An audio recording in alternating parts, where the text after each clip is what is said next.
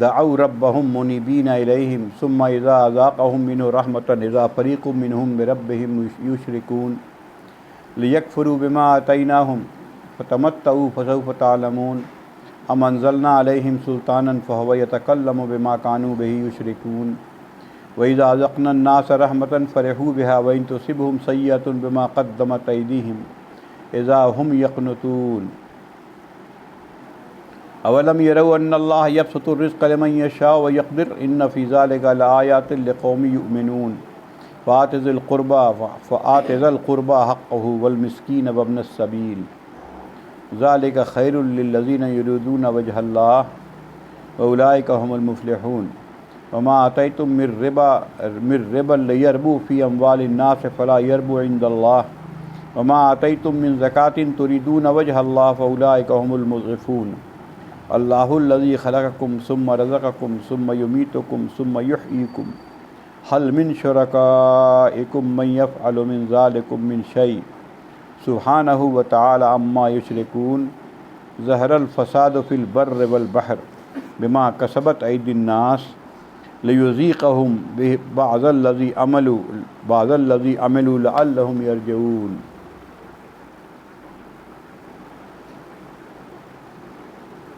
قل سیروا فی الارض فانظروا کیف کان عاقبۃ الذین من قبل کان اکثرهم مشرکین واقم وجہک للدین القیم من قبل ان یأتی یوم لا مرد له من اللہ یومئذ یصدعون ومن کفر فعلیہ کفرہ ومن عمل صالحا فلانفسهم یمہدون لیجزی الذین آمنوا وعملوا الصالحات من فضلہ انہ لا یحب الکافرین صدق اللہ العظیم۔ یہ بات گزشتہ ہفتے سے چل رہی تھی، کس بات پر؟ توحید پر۔ اللہ تعالیٰ توحید پر بڑی تفصیلی بات آئی تھی پچھلے ہفتے بھی، نہیں پچھلے ہفتے تو نہیں ہوا تھا، اس کے پہلے ہفتے اللہ تعالیٰ کہہ رہا وَإِذَا مَسَّ النَّاسَ ضُرٌّ، انسان کی یہ حالت ہے کہ جب کوئی تکلیف اسے پہنچتی ہے دعوا ربهم منیبین الیہ، تو اللہ کی طرف رجوع ہو کے اسی کو پکارتا ہے کہ ہم پریشان ہیں۔ قرآن میں اور دوسری جگہ ذکر ہے کہ سمندر میں جب ان کی کشتی ہوتی ہے اور طوفان آ گیا تو سب اپنے بنائے ہوئے خدا کو چھوڑ کے صرف ہمیں ہی پکارتے ہیں سب، لیکن جیسے ہم ان کو پھر خشکی پہ لے آتے ہیں پھر وہی بات شروع کر دیتے ہیں۔ یہاں بھی وہی بات ہے، ویسا جب لوگوں کو تکلیف کوئی آ جاتی ہے تو رجوع کر کے اپنے رب کو پکارتے ہیں۔ ثم اذا اذاقہم منہ رحمتاً، اور پھر جب ہم ان کو اپنی رحمت کا مزہ چکھا دیتے ہیں کہ دیکھو میری رحمت، ہم نے تمہیں بچا لیا۔ اذا فریق منہم بربہم یشرکون، تو ان میں سے ایک فریق اپنے رب کے ساتھ شرک کرنے لگتا ہے۔ یہ شرک اسی طریقے کا شرک ہے کہ جو ہم یہ کہیں کہ بھئی میری پریشانی دور ہو گئی، تو اللہ کے علاوہ کسی اور کی طرف اشارہ کرے کہ اس نے دور کر دیا، فلاں بابا نے دور کر دیا، فلاں قبر والوں نے دور کر دیا۔ کسی کی کوئی اوقات نہیں ہے کہ کوئی پریشانی دور کر دے سوائے اللہ کے۔ یہ سب شرک کے راستے ہیں جو سختی سے قرآن نے بند کیا۔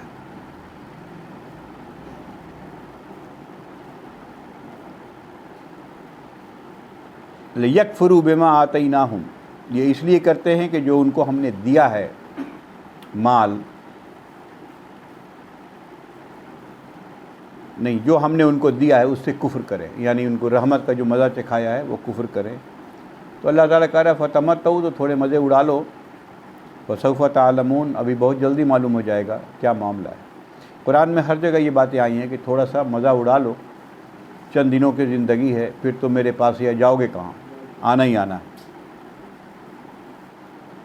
ام انزلنا علیہم سلطانا فہو یتکلم بما کانوا بہ یشرکون، کیا اللہ نے کوئی سند نازل کی ہے کسی کے لیے کہ جس میں یہ بات کہی گئی ہو کہ اس کے ساتھ کسی کو شریک کرو؟ بڑی اہم مقام ہے یہ، نہ تو رسول کا یہ مقام ہے، نہ اور جب رسول کا یہ نہیں ہے تو اور دنیا میں کس کا ہوگا؟ کسی کا یہ مقام نہیں ہے کہ اللہ کے ساتھ شریک کر۔ رسول اللہ کے نمائندے ہوتے ہیں، ان کی بات، ان پر ایمان لانا کہ وہ اللہ کے رسول ہیں ہمارے اوپر لازم ہے، ان کی تمام باتوں کو ماننا ہمارے اوپر لازم ہے۔ باقی ہیں وہ اللہ کے بندے اور رسول۔ سارے انبیاء یہی کہتے گئے کہ ہم اللہ کے بندے اور رسول ہیں، ہم وہی کرتے ہیں جو اللہ تعالیٰ کہتا ہے۔ اور نبی کریم صلی اللہ علیہ وسلم نے اور بڑی سختی کی ہے، یہاں تک کہ ایک حدیث میں آتا ہے کہ آپ جب داخل ہوئے، کہیں لوگ بیٹھے تھے، صحابہ کرام کھڑے ہو گئے تو یہ بھی منع کر دیا میری تعظیم میں کھڑے نہ ہوا کرو۔ آپ کو اس بات کا خوف تھا، کھڑے ہونا کوئی بری بات نہیں ہے، کہ خوف تھا کہ میرے بعد کہیں پھر وہ ہمیں بھی عیسیٰ ابن مریم کی طرح لوگ خدا نہ بنا لیں۔ اور آخر آپ کی حدیث بھی ہے اس سلسلے کی کہ میری قبر کو بت بننے نہ دینا۔ اللہ تعالیٰ سے دعا کیا تھا کہ میری قبر کو، تو الحمدللہ یہ ابھی تک اس معاملے سے وہ بچا ہوا۔ وَإِذَا أَذَقْنَا النَّاسَ رَحْمَةً فَرِحُوا بِهَا، جب ہم اپنی رحمت کا لوگوں کو مزہ چکھاتے ہیں تو خوب مستی کرتے ہیں لوگ، کہہ رہے کہ اللہ کی رحمت ہے، ماشاء اللہ، اللہ یہ بہت اللہ نے دیا، مال دیا اللہ نے، الحمدللہ۔ آپ سنتے ہوں گے سب لوگ الحمدللہ، گھر بھی دیا، بنگلہ بھی دیا، گاڑی بھی دی، اب تو سارا کچھ دیا۔ لیکن وَإِن تُصِبْهُمْ سَيِّئَةٌ بِمَا قَدَّمَتْ أَيْدِيهِمْ، لیکن ان کے اوپر جب کوئی تکلیف یا پریشانیاں آتی ہیں، یہ بھی اللہ نے کہہ دی بِمَا قَدَّمَتْ أَيْدِيهِمْ، جو ان کے اپنے ہاتھوں کا کیا کرایا ہوتا ہے۔ پریشانیاں جو آتی ہیں ان میں سے کچھ چیزوں کی اللہ تعالیٰ دنیا میں ہی وہ دکھاتا ہے، تو اذا ہم یقنطون، تو پھر وہ مایوس ہو جاتے ہیں کہ اللہ کی رحمت کہاں چلی گئی، اپنے ہاتھ سے اپنے پیر پہ کلہاڑی مارتے ہیں۔ اگر دنیا میں سود کو رواج کر دیا ہے تو یہ غربت آئے گی، اس سے بچ نہیں سکتے۔ دنیا میں اگر ظلم ہم نے روا رکھا ہے تو پریشانیاں آئیں گی، اور یہ کچھ چیزیں تو آنکھوں سے دیکھتے ہیں۔ جیسے اللہ نے کہا کہ نکاح کو آسان بناؤ، پیسے والوں نے خوب پیسہ اڑایا، خوب اڑاؤ خوب اڑاؤ، نتیجہ یہ ہوا کہ اب میرے پاس پیسہ نہیں ہے تو ہم جھیل رہے ہیں۔ یہ ہے اللہ کا عذاب۔ 5 بیٹیاں ہیں، میرے پاس پیسہ نہیں ہے، کرو گے کیا؟ لیکن یہ جو رائج کیا ہے، جو تم نے اپنے ہاتھوں سے رائج کیا ہے، ہم نے تو منع کیا تھا، میرے رسول نے تو منع کیا ہے کہ اس کو سمپل بنا دو، لیکن یہ اس کا بدلہ یہ اللہ تعالیٰ کہہ رہا ہے کہ اپنے ہاتھوں کا تمہیں کیا کرایا ہے۔ ابھی اور آیت آگے آ رہی ہے بالکل کھل کے۔ اس کے بعد کہا گیا اولم یروا، کہ وہ لوگ نہیں دیکھتے ہیں، ان اللہ یبسط الرزق لمن یشاء ویقدر، یہ رزق کا جو معاملہ ہے اللہ تعالیٰ جس کو چاہتا ہے وسیع کر دیتا ہے، جس کو چاہتا ہے کم کر دیتا ہے۔ رزق کا معاملہ خالصتاً اللہ کے ہاتھ میں ہے۔ یہ ہماری محنت، ہمارے علم اور ہمارے اس پر عہدے پر ڈیپینڈ نہیں کرتا ہے۔ ایک آدمی پوری زندگی محنت کر کے لگا دیتا ہے، بڑے بڑے بزنس کرتا ہے، سب فیل کر گیا، کچھ نہیں آتا۔ ایک چھوٹا سا ریڑھی لگا دیتا ہے، معلوم ہوا کہ 10 سال کے اندر وہ بڑا آدمی ہو گیا۔ یہ اللہ کا معاملہ ہے۔ 4 آدمی دکان کھولتا ہے، معلوم ہوا ایک میں کسٹمر خوب آ رہے ہیں، ایک میں نہیں آ رہے ہیں، اللہ کا معاملہ ہے۔ تو بار بار اللہ نے کہا یہ میری حکمت ہے اس کائنات میں کہ اگر ہم ایسا نہیں کریں گے، سب کو پیسہ دے دیا جائے تو دنیا ہی نہیں چل پائے گی۔ مزدوری کون کرے گا؟ مزدور کون آئے گا کہ ایک گھر بنانا ہے، اس میں سب کو چاہیے، ہر طرح کے لوگ چاہیے، اگر ویسا نہیں ہو تو کون کرے گا؟ سوال یہ ہے۔ تو اللہ تعالیٰ نے کہا یہ میرا کام ہے، ہم رزق بڑھاتے ہیں، کسی میں رزق گھٹا دیتے ہیں، اللہ تعالیٰ جانتا ہے کہ کس کو بڑھائیں کس کو گھٹائیں۔ جب رزق زیادہ ہو اللہ کا شکر ادا کرو اور اللہ کی راہ میں خوب خرچ کرو جتنا ہو، رزق کم ہو، تنگ ہو جائے، صبر کیجئے اللہ کے لیے۔ اللہ نے وہی کہا کہ دیکھو یہ تو کم دیکھتے نہیں ہو کہ اللہ جس کو چاہتا ہے رزق بڑھاتا ہے، رزق گھٹاتا ہے، اور اس میں بڑی نشانیاں ہیں۔ اور یہ بڑی آیت ہے، اس کی تفصیل اتنی نہیں کی جا سکتی۔ یہ وہ نشانی ہے ان کے لیے جو ایمان رکھتے ہیں، یہی نشانی بتائی۔ یہ نشانیاں کا مطلب غور کر کے دیکھیے، پورا اکنامک سسٹم کولیپس کر جائے گا اگر سب کو کروڑ پتی اللہ بنا دے تو چلے گا ہی نہیں ملک۔ ایک آفس چلنا ہے تو وہاں ہیڈ آف دی آفس بھی چاہیے اور ایک چپراسی بھی چاہیے. تو اللہ اگر ماحول ویسا نہ بنا دے، کون چاہتا ہے چپراسی بننا؟ یہی ہوتا ہے. یہ اللہ نے کہا کہ میرا کام ہے، تو یہ اس میں اللہ کی بڑی نشانیاں ہیں کہ ہم نے ایسا رکھا ہے. انسان کو سمجھنا چاہیے، نہیں تو زندگی چل نہیں پائے. اس کے بعد کہا کہ اللہ نے اگر جو مال دیا ہے فَآتِ ذِی الْقُرْبَىٰ حَقَّهُ، اپنے قرابت دار کو اس کا حق ادا کرو، والمسکین، اور مسکین کو حق ادا کرو، اور مسافر کو حق ادا کرو. ذالک خیر للذین یریدون وجہ اللہ، یہ بہتر ہے جو لوگ اللہ کی رضا چاہتے ہیں ان کے لیے. وَأُولَٰئِکَ هُمُ الْمُفْلِحُونَ، یہی لوگ فلاح پانے والے ہیں. جو اللہ نے مال دیا ہے ہم کو، قرآن میں ہے کہ فی اموالہم حق للسائل والمحروم، ہمارے مال میں سائل اور محروم کا حق ہے. حق کے معنی سمجھ لیجیے، اگر ہم دیں گے تو احسان نہیں کریں گے، اپنا فرض ادا کریں گے. نہیں دیں گے تو گناہ ہو، کیونکہ ان کا حق میرے پاس ہے. ہم نے کمایا، میرے پاس 1 لاکھ روپیہ میری انکم ہو رہی ہے، تو اللہ نے سب میں حق رکھا ہے ان کا. ایک حق جو ہے فرض ہے، جس کو زکوٰۃ کہا جاتا ہے. اس کا ایک نصاب ہے، اس کے حساب سے اگر آتے ہیں تو زکوٰۃ تو نکالنا ہی ہے. اس کے علاوہ قرابت دار ہے.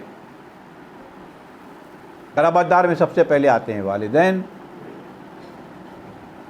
کہ اگر ہم ان کے ساتھ کرتے ہیں تو کوئی احسان نہیں کرتے. یہ تو میرا فرض ہے والدین کے ساتھ کرنا. آج کی دنیا میں دیکھتے ہی ہیں والدین کے ساتھ کیا ہو رہا ہے. اولڈ ایج ہوم میں جا کے پھینک دو، پیسہ ادا کر دو، میرے ساتھ نہیں رہے گی. نہیں، یہ غلط، یہ ظلم ہے ایک طرح کا.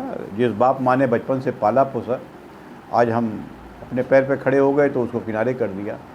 ہو سکتا ہے ان کی جھڑکی بھی سننا پڑے، ہو سکتا ہے وہ تماچے بھی لگا دیں، ان کا حق ہے. اللہ کے نبی صلی اللہ علیہ وسلم نے فرمایا کہ بیٹے کا جو مال ہے دراصل وہ باپ کا مال ہے، اس لیے کہ بیٹا بھی باپ کا ہے. یہ حدیثوں میں آتا ہے. تو باپ کا مال ہے، وہ چاہے تو بیٹے کے پاکٹ سے پیسہ نکال سکتا ہے بغیر پوچھے، اس کا حق ہے. یہ حق اسی لیے دیا ہے ہم نے کہ یہ بڑھاپے کا معاملہ ہے. اب بڑھاپے میں انسان کمزور ہو جاتا ہے، کوئی کما دھما سکتا نہیں، تو بیٹے کی ذمہ داری ہے کہ جب کمانے لگا تو باپ کو فری کرے کہ اب آپ کے کمانے کے دن ختم ہوئے، اب آرام سے بیٹھیے گھر پہ. اور ان کو گھر میں ایک ایسی حیثیت سے رکھے جیسے لگے وہ ہیڈ آف دی فیملی ہے. ایسا بھی نہیں کہ ان کو ایک بے وجود ایک چیز کمرے میں پڑا ہوا کونا میں، جی نہیں، یہ بھی غلط. اب جب تک وہ ہیں حیات، آپ جا رہے ہیں کہیں، ان سے کہا کے جائیں، ان سے اجازت لے کے جائیں، آئیں تو سلام کریں، ملے. یہ سسٹم ہے اسلام میں. پھر مسکین، جیسا کہ ہم نے بتایا ہے، قرابت دار میں یہ ہوئے. اس کے بعد بیوی بچے ہیں، ان کا حق ہے نان نفقہ دینا، ان کا سارا جو بھی ہے. نفقہ اور سکنا کا لفظ، سکنا کہتے ہیں رہائش. اس کے علاوہ جو ہمارے اور قرابت دار ہیں جو ضرورت مند ہیں، ان میں مسکین بھی آ سکتے ہیں. مسکین وہی جیسے ہم نے پہلے بھی بتایا ہے کہ قرآن میں ہے کہ وہ دیکھنے میں لگے گا نہیں. یحسبہم الجاہل الاغنیاء من التعفف، ان کے رکھ رکھاؤ سے ان کے ناواقف لوگ ان کو سمجھتے ہیں کہ پیسہ والا آدمی ہے. کلتا کلفدار کرتا بدن پہ ہے، لیکن وہ ایک ہی کرتا ہے جو بدن پہ ہے، یہ بھی جان لیں. دیکھنے میں لگ رہا ہے کہ ان کے پاس ہے، ایسا نہیں ہے. تو یہ میرا کام ہے کہ میرے خاندان میں کون ہے، خصوصی طور پر جو قرابت دار ہیں ان کو دیکھا جائے. لا یسألون الناس الحافا، قرآن کہتا ہے وہ لوگوں سے پیچھے پڑھ کے مانگتے نہیں ہیں، ان کو دیکھنا ہے. جو فقراء ہیں عام ان کو تو دے دیتا ہے، لیکن ان کو دیکھنا. ان کی عزت نفس گوارا نہیں کرتی کسی کے سامنے ہاتھ پھیلائے، وہ فاقے کر لیتے ہیں. تو یہ حق ہے ان کا. سب سے بڑی بات قرآن میں ہے کہ انما نطعم، کہا تھا انما نطعم لوجہ اللہ لا نرید منکم جزاء ولا شکورا. سورہ دہر میں ہے کہ ہم ان کو کھانا کھلاتے ہیں لوجہ اللہ، محض اللہ کے لیے، کیونکہ اللہ کا حکم ہے. لا نرید منکم جزاء، ہم اس کا کوئی بدلہ نہیں چاہتے. ولا شکورا، ہم یہ بھی نہیں چاہتے کہ وہ شکر کریں، کہیں تھینک یو، یہ بھی ہم نہیں چاہتے. اس لیے کس بات کے تھینکس؟ ہم کو یہ احسان کریں گے تب تو ہم تو فرض ادا کر رہے ہیں. تو لیکن عام طور پر یہ ہوتا نہیں ہے. ہم جس کے ساتھ کرتے ہیں وہ چاہتے ہیں کہ ذرا میرے سامنے جھکا رہے. اور باہر میں اگر ہم کسی کو نہیں بھی بولتے ہیں تو کچھ اس طریقے سے رہتے ہیں کہ وہ ہر بات میں میرا سپورٹ کر دیں. جی نہیں جناب، یہ سب بدلہ ہے. نرید منکم جزاء، ہم بدلہ نہیں چاہتے ہیں. آپ جیسے رہیے، نارمل رہیے. یہ تو مجھے اور آپ کو پتہ ہے، اللہ کو پتہ ہے کہ اس نے کس کو کیا دیا. یہ معلوم نہیں ہونا چاہیے.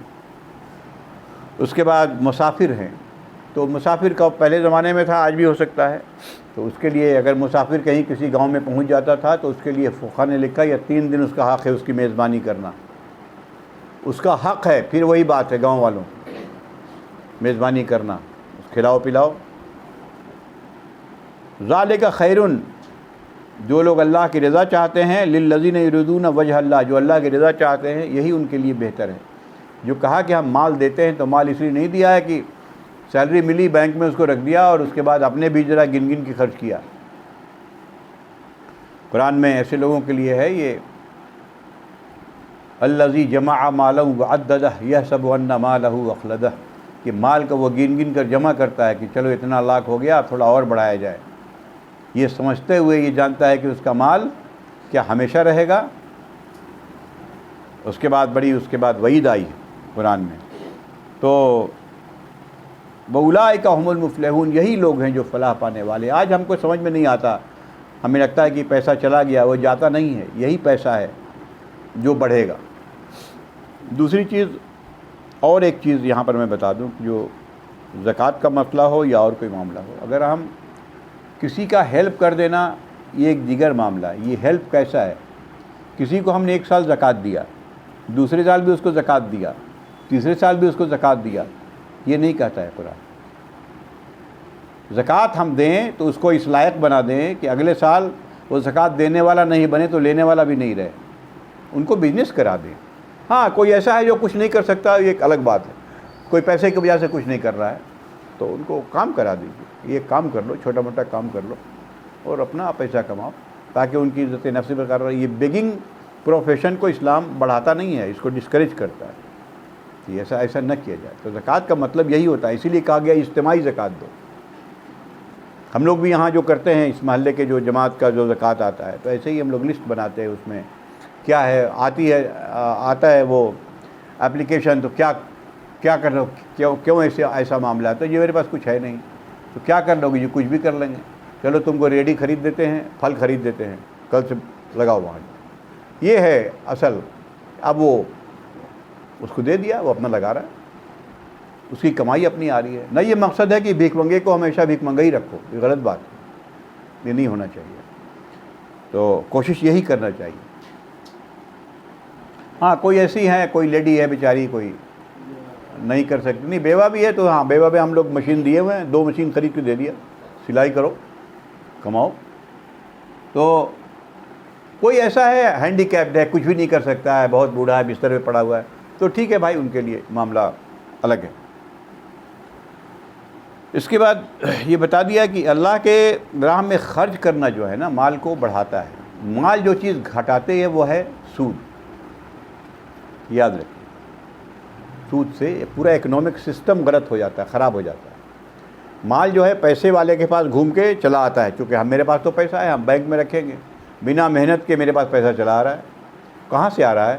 مارکیٹ میں تو ایک ہی منی فلو کر رہا ہے. مان لیا 50 لاکھ کروڑ فلو کر رہا ہے، تو اسی میں سے اس کو سود آ رہا ہے. ہم تو بیٹھے کما رہے ہیں، وہ دن بھر کام کر رہا ہے، صبح سے شام تک اس کو 2 روٹی نہیں مل رہی. میرے پاس پیسے ہیں تو بینک میں صرف رکھ دیا، ہمارے پاس تو لاکھوں روپیہ صرف سود کا آ رہا ہے. یہ فرق ہے. قرآن نے یہ پہلی آیت ہے یہاں ربا کے بارے میں. بعد میں اس کو سختی سے منع کر دیا گیا اور کہہ دیا گیا کہ یہ تو اللہ اس کے رسول کے خلاف اعلان جنگ ہے. یہاں پہلی آیت ہے کہ وما آتیتم من ربا لیربو فی اموال الناس ولا یربو عند اللہ. یہ جو سود ہے جو تمہارے مال میں ملتا ہے، یہ سمجھتے ہوئے کہ تم سمجھتے ہو کہ اس سے مال بڑھتا ہے، فلا یربو عند اللہ، اللہ کے نزدیک مال نہیں بڑھتا. وما آتیتم من زکوٰۃ، اور جو تم زکوٰۃ دیتے ہو، تریدون وجہ اللہ، اللہ کی رضا کے لیے، فاولئک هم المضعفون، یہ چیزیں جو بڑھاتے ہیں مال. اسی لیے ہم نے کہا زکوٰۃ اس لیے بھائی اب کوئی محنت کرے گا تو کوئی پروڈکٹیو ایکٹیویٹی ہوئی نا. تو کچھ بھی کرے، ایک کام کر رہا ہے تو ملے گا. ایسے اس کی بڑی تفصیل ہے، اس میں نہیں جاؤں گا. پورا اکنامک سسٹم اسلام کا ہے اس کے اوپر. اس کے بعد پھر اللہ تعالیٰ یہ بات بتانے کے بعد کرتا ہے یہ سب میری نشانیوں میں سے ہے. اللہ الذی خلقکم، اللہ ہے جس نے تمہیں بنایا. ثم رزقکم، پھر تمہیں رزق دیا. ثم یمیتکم، ثم تمہیں موت دیا. ثم یحییکم، پھر تمہیں زندہ کرے گا. حل من شرکائکم من یفعل من ذلک من شیء، کیا اس میں کوئی شریک ہے کہ ان میں سے کچھ بھی کر دے؟ کتنی اہم بات ہے، آستے سے گزرنا نہیں چاہیے.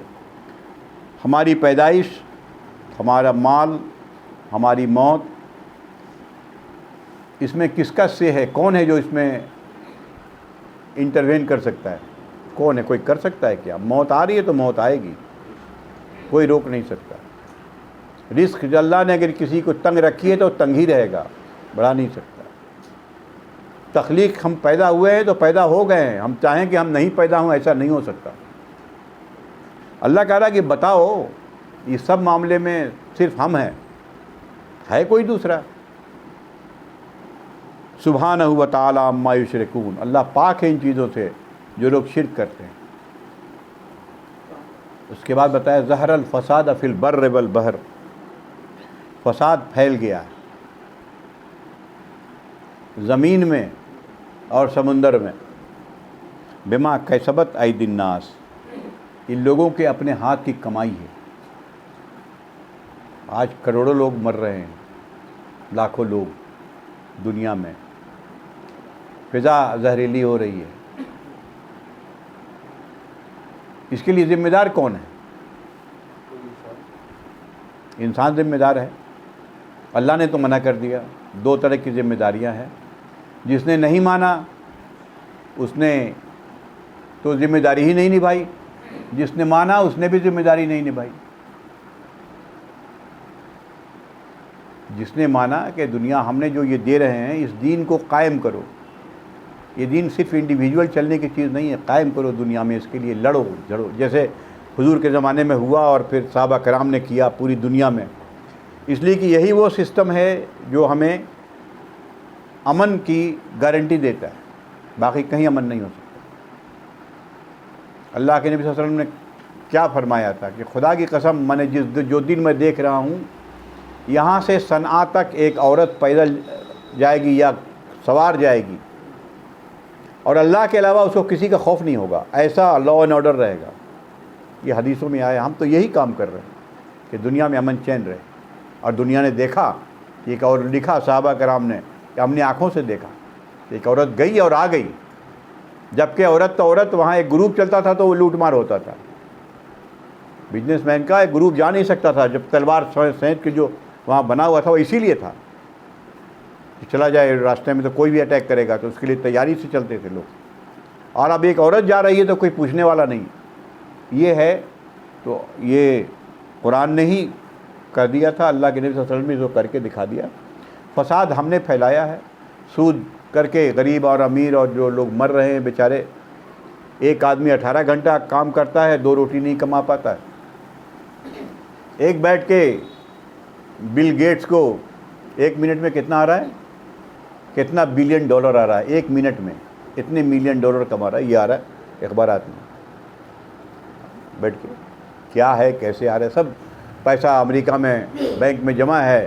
اب جتنا ارب جمع ہے تو ارب میں کروڑ میں تو آ ہی جائے گا. سود بڑھتے جا رہا ہے. یہ ہے.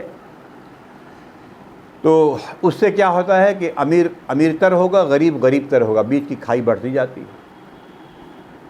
یہ اس کو قرآن نے منع کر دیا. یہ ظہر الفساد فی البر والبحر، پھیل گیا ہے یہ خشکی اور تری میں. یہ جو بھی ایسی چیزیں لے لیجئے جو قرآن نے منع کیا ہے، اس کے نتائج سامنے آ رہے ہیں. کہا گیا تمہارے اپنے ہاتھوں کی کمائی ہے. لِيُذِيقَهُمْ بَعْضَ الَّذِي عَمِلُوا لَعَلَّهُمْ يَرْجِعُونَ. یہ تو ہم ان کے چند اعمال کا مزہ چکھاتے ہیں تو یہ حال ہے، باقی تو ہم کرتے ہی نہیں ہیں. قرآن میں ہے کہ ہم تو اکثر چیزوں کو معاف کرتے رہتے ہیں، چند بازوں کو مزے چکھاتے ہیں تاکہ تم رجوع کرو اللہ کی طرف. اس لیے۔ اس کے بعد ایک دو آیت اور آئی ہے، قل، ان سے کہیے لوگوں سے کہ سیرو فی الارض، زمین میں ایک بار سیر کر کے دیکھو، فانظروا، اور دیکھو کہ کیف کان عاقبۃ الذین من قبل، کیا انجام ہوا ان لوگوں کا جو تم سے پہلے گزرے، کانا اکثرہم مشرکین، ان میں سے اکثر لوگ مشرک تھے۔ اب جب انسان جاتا ہے، عرب جاتا ہے، مقدس مقامات گھوم لیتا ہے، وہاں جا کے ان مقامات کو بھی دیکھنا چاہیے جہاں اللہ کا عذاب نازل ہوا۔ قوم عاد کی جگہ، قوم سمود کی جگہ آج بھی موجود ہے، ادھر جورڈن کے سائیڈ میں قوم لوط کی جگہ آج بھی موجود۔ جو لوگ گئے وہ لکھ رہے ہیں کتاب، کافر بھی لکھ رہے ہیں، تو تاکہ عبرت ہو۔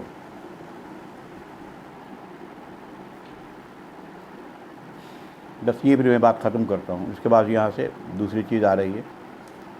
تو یہ چند باتیں تھیں الحمدللہ۔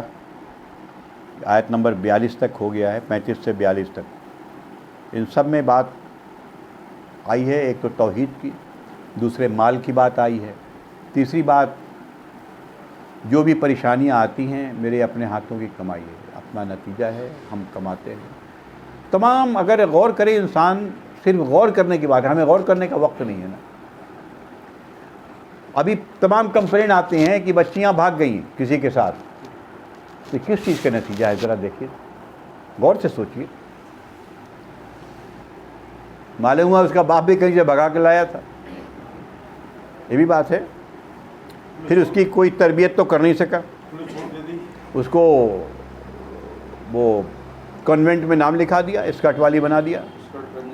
ظاہر سی بات ہے کہ ایسی حالت میں جہاں لڑکے لڑکی پیوبرٹی، ابھی جوانی اس کی ہو رہی ہے، ایسی عمر میں ملیں گے تو یہ ساری برائیاں تو پیدا ہوں گی، وہ نہیں بنے گا۔ اپنے ہاتھ کی کمائی، اللہ تعالیٰ کہتا ہے کہ پردہ کرو، پردہ کرو، اور نہیں کرو گے تو جیل ہو۔ تمہاری بچیاں تمہارے ہاتھ سے نکلیں گی، اور مسلم کیا غیر مسلم کے ساتھ بھاگ جائیں گے، کیا کر لو گے؟ بیٹے جو ہیں باپ سے بغاوت کر گئے، نہیں رہیں گے تمہارے ساتھ ہم۔ یہ کیوں ہو رہا ہے؟ تمہارے اب یہی کہا ہے تمہارے اپنے ہاتھوں کی کمائی ہے، تم نے اپنے ہاتھوں سے کیا۔ ہم نے نہ ان کو پڑھایا، نہ لکھایا، نہ ان کی تربیت کی۔ پڑھانے لکھانے کا مطلب دینی نہ تعلیم دی کہ زندگی کیا ہے ان کو سمجھائیں، چند دن کی زندگی ہے، والدین کیا ہوتے ہیں اور قرابت دار کیا ہوتے ہیں، سماج کیا ہوتا ہے، اللہ کا کیا حکم ہے، مرنے کے بعد کیا ہوگا۔ ابھی تو باپ ہی کو نہیں پتا تو بیٹے کو کہ حق پتہ ہوگا۔ نتیجہ ہے کہ وہ یہی قرآن بار بار کہہ رہا ہے کہ بما کسبت ایدی الناس، یہ سب لوگوں کے اپنے ہاتھ کی کمائی ہے۔ ہم جھیلیے، ہم سمجھ نہیں پاتے ہیں کہ میرے اپنے ہاتھ کی کمائی۔ آج کل تو اور بھی ہے، کیا کہیں، تو اس طرح کی برائی اتنی عام ہو گئی ہے۔ شادی کرنے کے بعد یہ معلوم ہوا بیوی کہیں چلی گئی، بھاگ گئی کسی کے ساتھ۔ ایسے بھی واقعات آتے رہتے ہیں پیپر، مسلمانوں کے یہاں، دوسرے کے چھوڑ۔ یہ کیا معاملہ ہے؟ وہ سب اسی لیے ہے بما کسبت ایدی الناس، اس کو یاد کر لیجئے، تمہارے اپنے ہاتھوں کی کمائی ہے۔ ظہر الفساد فی البر والبحر، زمین میں اور سمندر میں فساد پھیل گیا، بما کسبت ایدی الناس، یہ تمہارے اپنے ہاتھوں کی کمائی ہے۔ یہ ہے آیت نمبر 41، تمہارے اپنے ہاتھوں کی کمائی۔ ہم دیکھ لیں، اگر ہم نے اچھا بنایا ہے تو اچھا بنا۔ ایک نے بڑا اچھا لکھا تھا کہ بچے کو پڑھاتا لکھاتا ہے انسان، تو ایک کو دینی تعلیم دے دیا، ایک کو دیا ہی نہیں، ادھر لگا دیا۔ تو جس کو ادھر لگایا وہ بڑے پوسٹ پہ پہنچ گیا، تو باپ اس سے ڈرتا ہے، بھائی بیٹا ناراض ہو جائے گا تو پھر کل کو معاملہ ڈر ڈر کے بات کرتا ہے۔ جس کو دینی تعلیم دیا تھا وہ اس سے ڈرتا ہے کہ میرا باپ ناراض نہ ہو جائے، کل کو اللہ ہم کو پکڑ لے گا۔ یہ الٹی بات آتی ہے سامنے، بات صحیح بات ہے، تو جیسا کیجیے گا ویسا پائیے گا۔ وہ ڈرتا ہے کہ میرا باپ ناراض ہو گیا، اشارت موت آ گئی تو کل کو اللہ کے ہم کو جواب دے ہوگا۔ آپ انگریزی پڑھنے والا، وہ کبھی بتایا نہیں باپ کیا ہوتے، باپ ڈرتا ہے کہ بھائی بیٹا ہے بڑا ہو گیا، کچھ بولیں گے تو الٹا پلٹا بولے گا۔ یہ فرق، یہی بڑا فرق پڑتا ہے۔ تو یہ ضروری ہے کہ بچوں کی تربیت کیا جائے، ورنہ جو حالات ہم لوگ دیکھ رہے ہیں بہت بہت برے حالات ہیں، بہت برے حالات ہیں۔ ہم اس کی سنگینی مطلب پہچان نہیں پا رہے کہ کیا ہے، کل کو میرے بچوں کے ساتھ کیا ہوگا۔ اس لیے بہت سختی کے ساتھ ان کو، ہم نہیں کہہ رہے کہ مدرسے میں ڈال دو، فلاں کر دو، یہ ان کے دل دماغ میں اسلام ڈال دو، یہ دین ہے، تمہیں مرنا ہے اللہ کے، باقی چیز ٹیمپرری ہے، چاہے دنیا میں تم پردھان منتری بن جاؤ چاہے جو بنو، یہ 60 70 80 سال کا معاملہ ہے جی، معاملہ ختم، باقی تمہیں آخرت کی وہ زندگی ہے، یہ وہ چیز ڈالنا ہے، اور وہ صرف قرآن سے ڈلے گا، اور ہم نے قرآن ہی چھوڑ دیا، شیطان نے چھڑوا دیا اور ہم نے چھوڑ دیا۔ تو اللہ تعالیٰ سے دعا ہے کہ ہم کو اللہ تعالیٰ اس پر عمل کی توفیق عطا فرمائے۔ وآخر دعوانا ان الحمد للہ رب العالمین۔